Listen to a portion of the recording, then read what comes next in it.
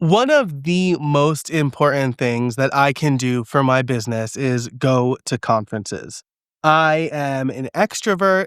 I do my best networking in person, and having deeper conversations allows me to just understand people's problems deeply. Right now, I'm actually recording from Kit Studios in Boise, Idaho. I am out here for a week. I'm doing Jay Klaus's The Lab Offline event, which has been amazing. And then I'm going to Craft and Commerce, one of my favorite conferences to attend. It's just an absolute blast. I meet so many great people and I learn a ton as well. And so I thought today I would talk to you about a system that's very near and dear to my heart because I travel so much, and that is my travel system. Hey everybody, Joe Casabona here. Welcome to another episode of the Streamlined Solopreneur. Today I'm going to tell you the apps and systems I use to travel. So I've got, if you're watching this on YouTube, you'll notice that I'm not at home. I'm in Kit Studios and I've got my little index card props here. So I figured I would go through the apps, the shortcuts, and then a couple of bonus segments why I always check a bag. And I fly Southwest, and they've recently made some changes. And I think as a parent, I have some opinions about that. So let's start with the apps. Honestly, there are two crucial apps I use when I travel. The first is Flighty. This app for me is, I actually opt to pay for it yearly instead of doing the lifetime because I want to keep supporting this app. I never want it to go away. So the way it works is you add your flights in it. It'll also just automatically add the flights in it for you. And it grabs all of the FAA data. It does flight tracking. And so usually I know what's going on with my flight in Flighty before I get a notification from the airline. And something else that I really love is it'll forecast. It uses AI for forecasting. So it'll tell you, if the flight's usually early or if it's going to be early. The day of the flight, it will look at conditions at the airport. So, for example, when I was going to Justin Moore's conference, Sponsor Games, I was in Houston. And before I landed in Houston, Flighty said, hey, it looks like flights out of Houston are delayed about 45 minutes. We'll keep you posted. And so I knew that my flight was delayed thanks to that.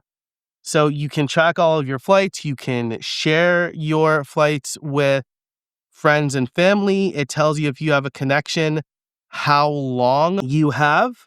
When you have different terminals, it will tell you about how long it takes to get to the connecting terminal, which is amazing. And it will also track your flight in real time. And it does this really brilliantly because if you're on the plane and you're not paying for Wi-Fi, how do you get the data? It actually does it through either satellite or some sort of like special cellular data. It's absolutely a must-have app for me. The other thing it does is it has a good lock screen widget or a lock screen widget, but a good widget on your home screen and an amazing Apple Watch complication. So when I am traveling, I go into my travel focus mode, which I talked about on a previous episode when I talked about my iPhone focus modes. But I will have all of the Flighty information right on my watch so I can just quickly glance at it. So that app is absolutely crucial. I will never not pay for it. I fly enough every year that paying for it annually just makes perfect sense to me.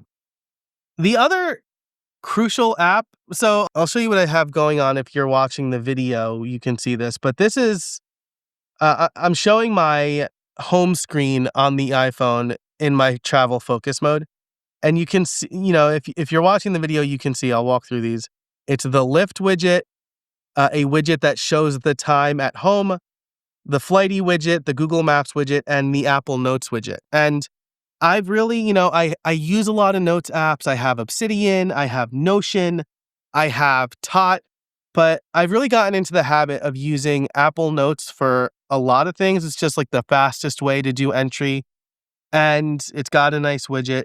And I usually put all of my travel information in a note that is the name of the trip, and I keep that on the home screen as well. So when I need to quickly reference reservations or confirmation numbers, Apple Notes is just a great way to do that. I'll also have, if it's like a big trip or a conference, I'll also have like a separate things I want to do sort of note, and I'll have them both tagged, and sometimes I'll have the folder on there. But for most trips, it is just like one note with the name of the trip and all of the information in there.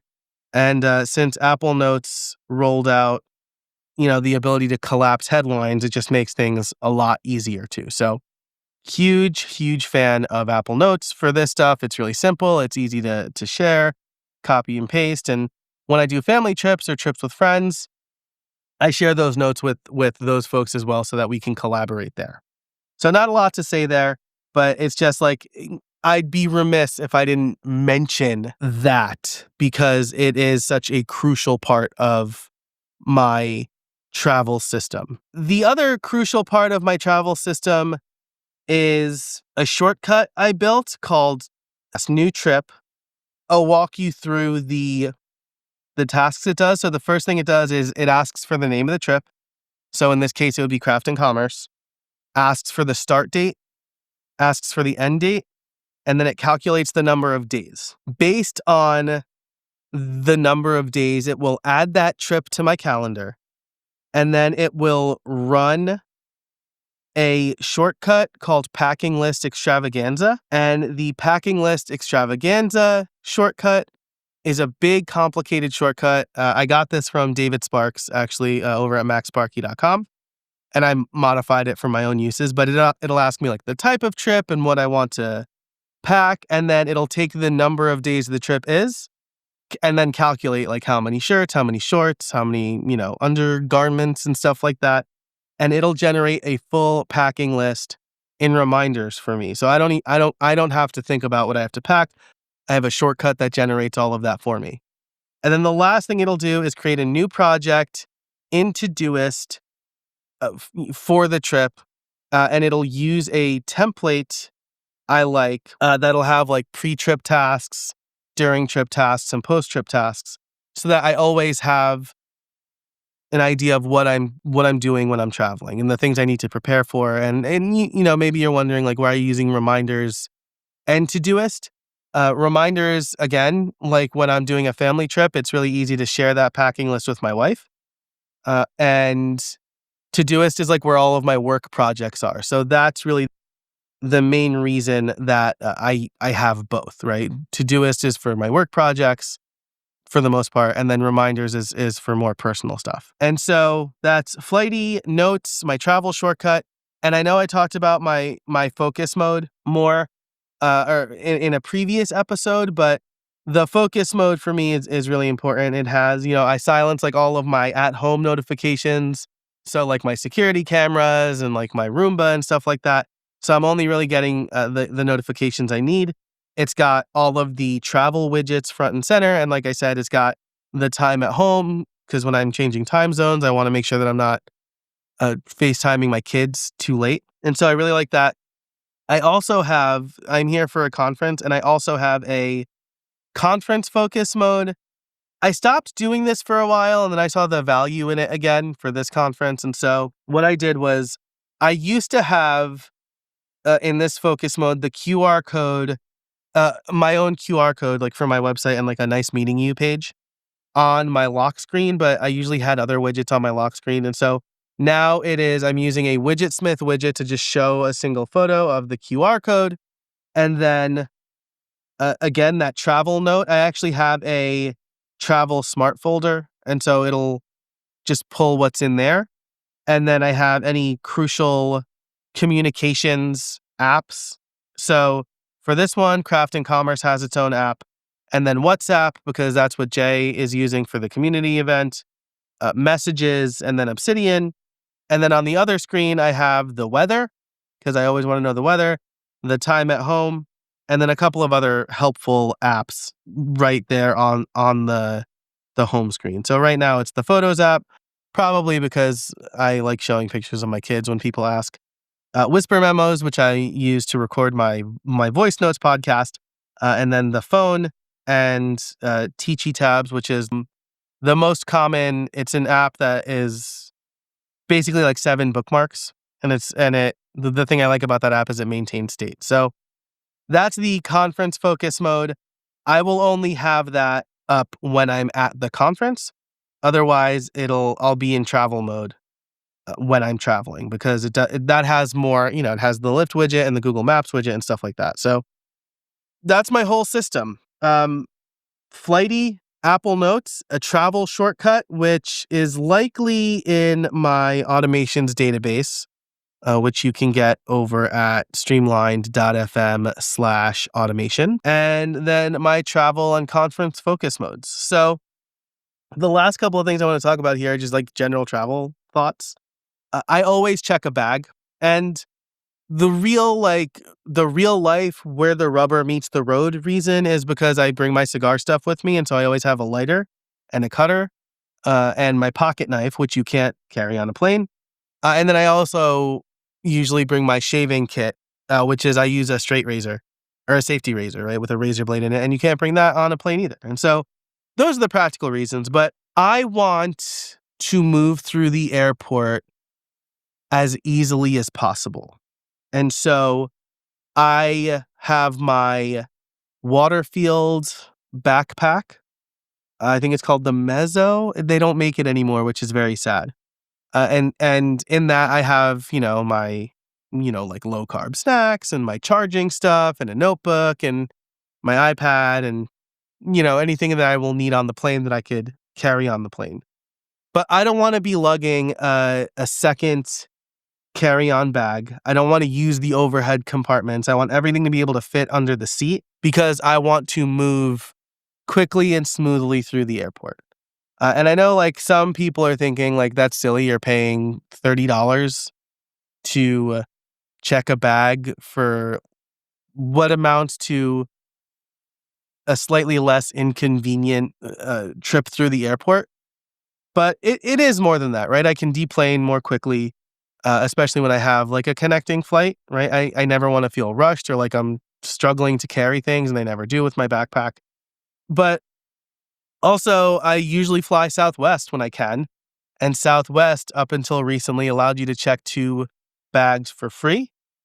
And I have the Southwest credit card, so I think I can still check 1 bag for free, which is usually what I end up checking anyway. But we did just take a trip to Disney World where we flew Southwest, because family boarding is usually friendlier and it is cheaper. But then you can also, everybody with a ticket could carry on 2 bags, and they let you check like a stroller and a pack and play and a car seat for free as well. So I don't know if they've gotten rid of that now, but I'll tell you, the fact that everybody could carry on 2 things on our way back from Disney World was amazing, because we didn't have to like buy more luggage to check.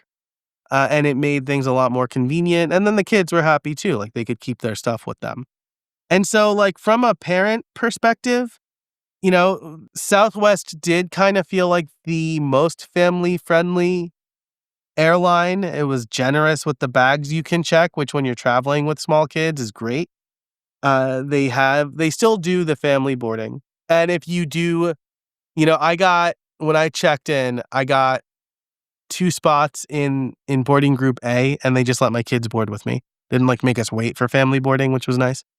And if it is not a full flight, I've noticed the stewardesses will basically say, well, this is when we had a lap child, but they basically told us to put our kid in the seat in between us and not move her until the stewardess told us to. So, kind of making sure that we, if possible, we had the space we needed. And so I fear that Southwest is getting a little less family friendly. That still remains to be seen, and um, yeah, I need to like dig in more to their policies. But if it really is just if they really are just going to be like every other airline, I'll be less inclined to fly them because I'd rather just book 5 seats near each other. And if I'm going to have to pay for checked bags anyway, then so be it. So that's what I'm thinking about with Southwest. But that's it for this episode. It was a short one. I just kind of wanted to go through, the systems I use for traveling. I don't have like a note template or anything like that, but actually I do have a note template. It's always like hotel reservation, flight reservation, or like transportation if I'm driving somewhere. Any confirmation numbers I need, stuff to see or people to see, stuff to see and do. And then the itinerary if I'm going to a conference or like the talks I definitely want to go to. I will say like Craft and Commerce is using Mighty Networks for their app, and like I don't think that the schedule listing is very friendly. I like the idea of an app because I should say I like the idea of what they're doing because it does let you DM like and connect with people. But there's also not just like a straight listing of the people attending. It's like in weird groups. And I don't think I couldn't find a way to search. And it's also just like really gamified. Like I don't need to see my streak for how many times I've opened the app. I don't need badges. I just want an easy way to view the schedule and an easy way to connect with people. So like I like the effort. And Mighty Networks is also a sponsor of Craft and Commerce, and so I suspect that was part of it. But I would love to see a much more stripped down version of the app because like I hate notifications, especially like with the lab. Like we're in WhatsApp and like that chat is always popping off, and like it's important stuff. And like having so many notifications can feel overwhelming. So anyway, that is my travel system. It's really simple, but it is super helpful because the travel shortcut reduces the cognitive load for like figuring out what to pack. The focus mode shows me the Flighty is an amazing app, and Notes is just an easy way to input stuff. So that's it for this episode of the Streamlined Solopreneur. Let me know, what is your favorite travel hack or travel app? You can go to streamlinedfeedback.com. That's streamlined with a D, feedback.com. Thanks so much for listening. And until next time, I hope you find some space in your week.